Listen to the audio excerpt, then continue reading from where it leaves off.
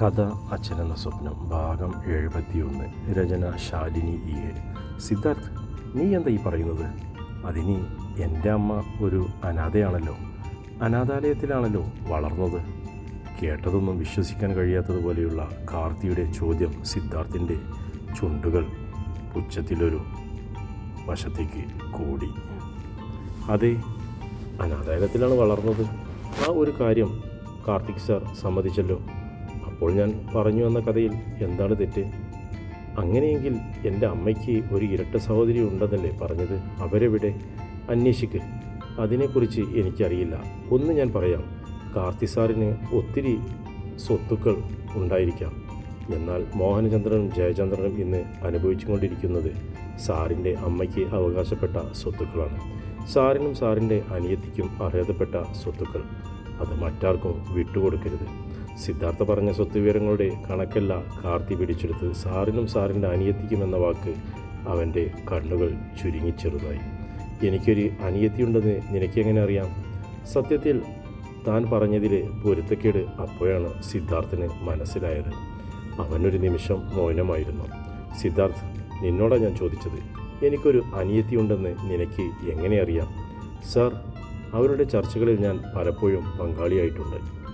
അവർക്കറിയാം എല്ലാം. സാറിൻ്റെ അമ്മയും അനിയത്തിയും വിഷം കഴിച്ചതും അമ്മ മരിച്ചതും സാറിൻ്റെ അമ്മാവനും അമ്മായിയും കൂടി അനിയത്തിയെ കൂട്ടിക്കൊണ്ടു വന്നതും നിങ്ങളുടെ കമ്പനിയിൽ ജോലി കൊടുത്തതും എല്ലാം അറിയാം.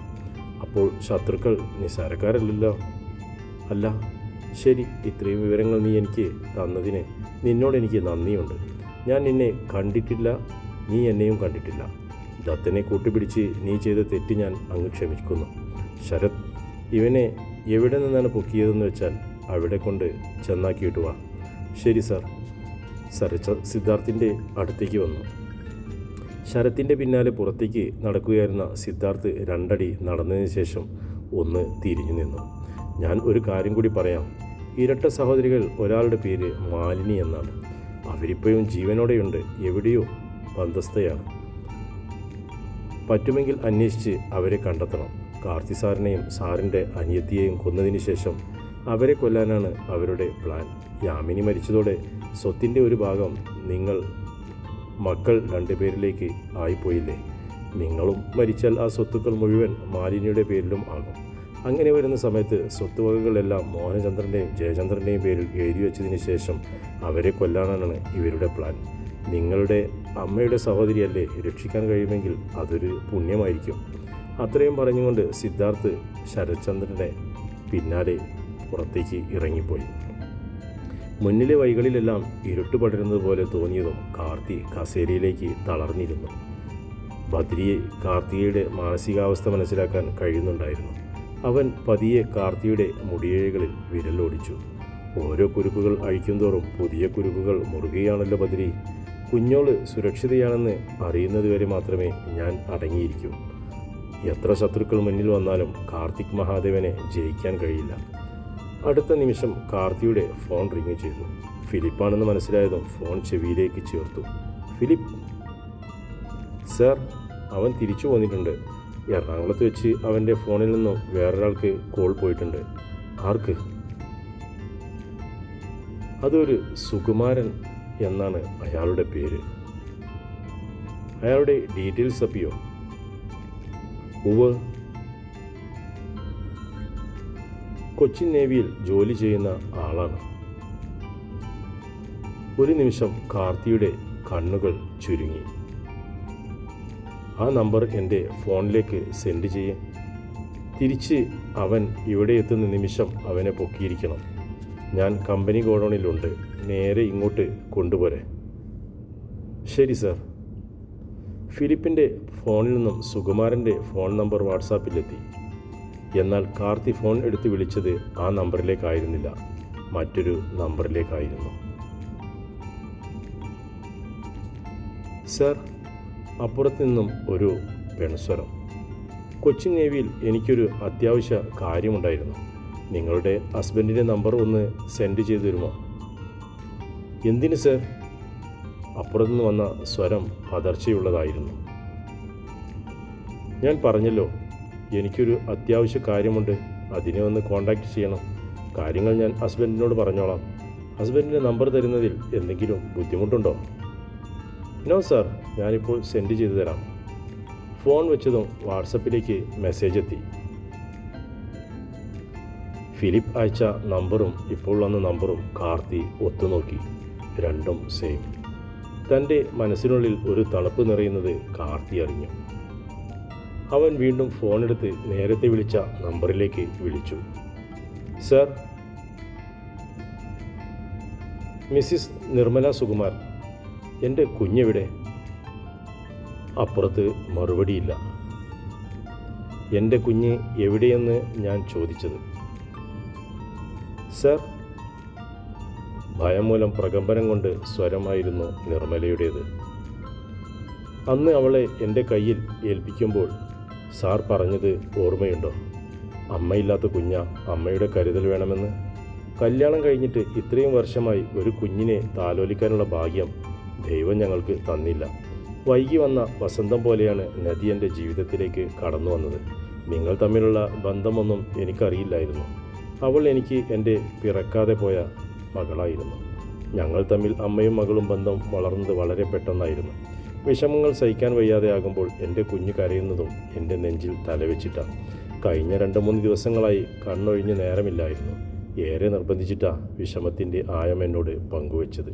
സത്യത്തിൽ ഞെട്ടലായിരുന്നു എനിക്ക്. മഹാദേവൻ മാസ്റ്റർ എന്ന ഞങ്ങളുടെ ബോസിൻ്റെ മകളാണ് എൻ്റെ നെഞ്ചിൽ ചാരി നിന്ന് കരയുന്നതെന്നോർക്ക് അതിശയം വിട്ടുമാറുന്നില്ലായിരുന്നു. ചിലങ്കയുടെ കല്യാണം കഴിഞ്ഞാൽ ഒരു നിമിഷം പോലും ഇവിടെ നിൽക്കില്ലെന്ന് ഒരേ വാശി. എന്തു ചെയ്യണമെന്ന് എനിക്കൊരു രൂപവുമില്ലായിരുന്നു. ഒടുവിൽ സത്യപ്രതാപൻ സാറിനോട് പറയാൻ തന്നെ ഞാൻ തീരുമാനിച്ചു. അദ്ദേഹമാണ് എനിക്ക് ഈ വഴി പറഞ്ഞു തന്നത്. പ്രതാപ്ജി നേരിട്ട് ഒന്നും ചെയ്യാൻ കഴിയാത്ത അവസ്ഥയാണ്. അയാളുടെ സഹായങ്ങൾ ഇനി അവൾ സ്വീകരിക്കില്ല. യാദൃച്ഛികമായി വരുന്നത് പോലെയാണ് അദ്ദേഹം ഏൽപ്പിച്ച ഓട്ടോറിക്ഷക്കാരൻ അവളുടെ അരികിലേക്ക് വന്നത്. അപ്പോഴേക്കും ഞാൻ സുഖവേട്ടനോട് പറഞ്ഞു അവിടെയെല്ലാം സെറ്റാക്കി കഴിഞ്ഞിരുന്നു. എനിക്ക് സാറിനോട് പറയാൻ ഒരു അപേക്ഷയേ ഉള്ളൂ. നദി കുറച്ച് ദിവസം മാറി നിൽക്കട്ടെ. അവളെക്കുറിച്ച് ഓർത്ത് നിങ്ങൾ ആരും ടെൻഷൻ അടിക്കേണ്ട. ഇന്നു മുതൽ ഞാൻ ഓഫീസിൽ ലീവായിരിക്കും. ഞാൻ എറണാകുളത്തേക്ക് പോവുകയാണ്. വെറുതെ തെറ്റിദ്ധാരണയാണ് നിങ്ങൾക്കിടയിൽ നിന്നെന്ന് എനിക്കറിയാം. കുറച്ചുനാൾ അവൾ ഞങ്ങളുടെ മകളായി അവിടെ നിൽക്കട്ടെ. അപ്പോഴേക്കും അവളുടെ മനസ്സിലെ എല്ലാ വിഷമങ്ങളും നീങ്ങിപ്പോയിക്കോളും. ഈ വിവരങ്ങൾ നിങ്ങൾക്ക് എന്നോട് ആദ്യമേ പറയാമായിരുന്നില്ലേ? ഇത്രയും നേരം ഞങ്ങൾ അനുഭവിച്ച ടെൻഷൻ എത്രയാണെന്ന് പറഞ്ഞാൽ മനസ്സിലാകുമോ? സാർ ക്ഷമിക്കണം. ഞാൻ എറണാകുളത്ത് എത്തിയതിനു ശേഷം എല്ലാം വിളിച്ചു പറയാൻ ഇരിക്കുകയായിരുന്നു. എന്നാൽ അതിനു മുൻപേ സാർ എന്നെ എല്ലാം മനസ്സിലാക്കിയല്ലോ. അതെങ്ങനെയാണെന്ന് എനിക്ക് മനസ്സിലാക്കാൻ പറ്റാത്തത്. അതിനു മറുപടിയായി കാർത്തിയുടെ ഒരു പതിഞ്ഞ ചിരി നിർമ്മല ഫോണിൽ കൂടി കേട്ടു. ഇത്രയും വലിയ ബിസിനസ് മേഖല കൊണ്ടു നടക്കുന്ന ഒരാളല്ലേ ഞാൻ. ബുദ്ധി എന്ന 2 അക്ഷരമില്ലെങ്കിൽ ഞാൻ എങ്ങനെയാണ് തലപ്പത്തിരിക്കുക? അത് ശരിയാണ്, നിർമ്മലയ്ക്കും അറിയാം. എന്തായാലും നിർമ്മല അവിടെ ചെന്നിട്ട് എന്നെ വിളിക്കൂ. അവൾ എവിടെയുണ്ടെന്ന് ഞാൻ അറിഞ്ഞ വിവരം അവൾ അറിയേണ്ട. ശരി സാർ. ഫോൺ വെച്ച് കഴിഞ്ഞതും അവൻ തിരിഞ്ഞു ബദ്രിയെ നോക്കി. ബദ്രിയുടെ മുഖത്ത് ആശ്വാസം നിയലിക്കുന്നത് കാർത്തി വ്യക്തമായി കണ്ടു. നിന്റെ അച്ഛനാണ് ഇടയിൽ കളിച്ചത് എന്ന് നമ്മൾ അറിഞ്ഞതായി ഭാവിക്കേണ്ട. എന്തായാലും അയാളോട് എനിക്കിപ്പോൾ വളരെ സ്നേഹം തോന്നുന്നു. എൻ്റെ കുഞ്ഞിനെ നോക്കി ഉറക്കം വിളിച്ചിരുന്നില്ലേ അയാൾ? അവളെ സേഫായി ഒരിടത്തെത്തിച്ചില്ലേ അയാൾ? എങ്ങനെ നന്ദി പറയണമെന്ന് എനിക്കറിയില്ല. കാർത്തിയുടെ ഗൗരവം മാത്രം നിറഞ്ഞു നിൽക്കുന്ന കണ്ണുകളിൽ നീർമണികൾ തിളങ്ങി. ബദ്രിയുടെ കണ്ണുകളും ആ നിമിഷം നിറഞ്ഞിരുന്നു. കാർത്തി ഫോണെടുത്ത് ഫിലിപ്പിനെ വിളിച്ചു. ഫിലിപ്പ്, അവനെ വിട്ടേക്ക്. ഇനി അവനെ പിന്തുടരേണ്ട. പകരം നിനക്ക് ഞാൻ വേറൊരു ജോലി തരാം. എന്താ സാർ?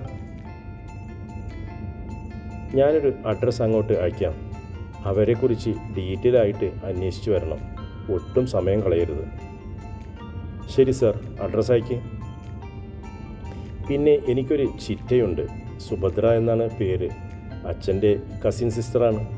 അവരുടെ അഡ്രസ്സും ഫോൺ നമ്പറും ഞാൻ അയക്കാം. അവരെക്കുറിച്ചുള്ള എല്ലാ ഡീറ്റെയിൽസും എനിക്ക് കിട്ടണം. അവരെങ്ങോട്ട് പോകുന്നു, എന്തു ചെയ്യുന്നു, അവർ ആരെയെല്ലാം വിളിക്കുന്നു, എന്താണ് സംസാരിക്കുന്നത്, എല്ലാം എനിക്കറിയണം. ഓക്കെ സാർ, ആ അഡ്രസ്സും അയച്ചിട്ടുള്ളൂ. ഞാൻ അന്വേഷിക്കാം. 2 കൂട്ടരുടെയും അഡ്രസ്സും സുഭദ്രയുടെ ഫോൺ നമ്പറും കാർത്തി ഫിലിപ്പിന് സെൻഡ് ചെയ്തു. ബദ്രി, ഇനി നമുക്ക് പോകാലോ? അല്ലെങ്കിലും കുഞ്ഞോള് നമുക്കിടയിൽ നിന്നും കുറച്ച് മാറി നിൽക്കുന്നത് തന്നെയാണ് നല്ലത്. ഇപ്പോൾ അറിഞ്ഞ വിവരങ്ങൾ വെച്ച് അവളുടെ തിരോധാനം നമുക്കിടയിൽ തന്നെ നിൽക്കട്ടെ. അവളുടെ മിസ്സിങ് ആരും അറിയണ്ട. ഇക്കാര്യം നീ നിൻ്റെ അച്ഛനോട് പറയണം. തിരിച്ചുള്ള യാത്രയിൽ കാർത്തി ബദ്രിയെ തന്നെ ശ്രദ്ധിക്കുകയായിരുന്നു. ബദ്രി, അവൻ എന്ത് എന്ന അർത്ഥത്തിൽ കാർത്തിയെ നോക്കി. നിനക്ക് കുഞ്ഞോളെ ഇഷ്ടമാണെന്ന് അവളോട് പറഞ്ഞിരുന്നോ? അവൾക്കറിയാമോ നിൻ്റെ ഇഷ്ടത്തെക്കുറിച്ച്? ഉവ്വ്, ഞാൻ പറഞ്ഞിട്ടുണ്ട്. എന്നിട്ട് അവളെന്ത് പറഞ്ഞു? അന്ന് രാത്രിയാണല്ലോ അവൾ ആ സത്യങ്ങൾ അറിയുന്നത്. ബെസ്റ്റ്. എന്തായാലും അത് കലക്കി. എൻ്റെ അവസ്ഥ നിനക്ക് വരരുതെന്ന് കരുതിയാണ് അവൾ അറിഞ്ഞിട്ടുണ്ടോ നിൻ്റെ ഇഷ്ടമെന്ന് ഞാൻ ചോദിച്ചത്. ഗോവർദ്ധനത്തിൻ്റെ മുന്നിൽ കാർ നിർത്തി ബദ്രിയെ ഇറക്കി വിട്ടതിന് ശേഷം കാർത്തി തിരുനന്തനത്തേക്ക് കാർ ഓടിച്ചു പോയി. തറവാട്ടിൽ ചെന്ന് കയറുമ്പോൾ രാമേട്ടൻ പൂമുഖത്ത് തന്നെയുണ്ട്. ഇത്രയും രാവിലെ കുഞ്ഞിത് എവിടെ പോയി? അത്യാവശ്യമായി ഒരിടം വരെ പോകേണ്ടതുണ്ടായിരുന്നു രാമേട്ടാ. കഴിക്കാൻ എന്തെങ്കിലും എടുത്തു വയ്ക്ക്, ഞാനൊന്ന് ഫ്രഷായി വരാം. അയാൾ തലകുലുക്കിയും കൊണ്ട് കിച്ചണിലേക്ക് നടന്നപ്പോൾ കാർത്തി ബെഡ്റൂം ലക്ഷ്യമാക്കി നടന്നു. തുടരും കഥയുടെ അടുത്ത ഭാഗം.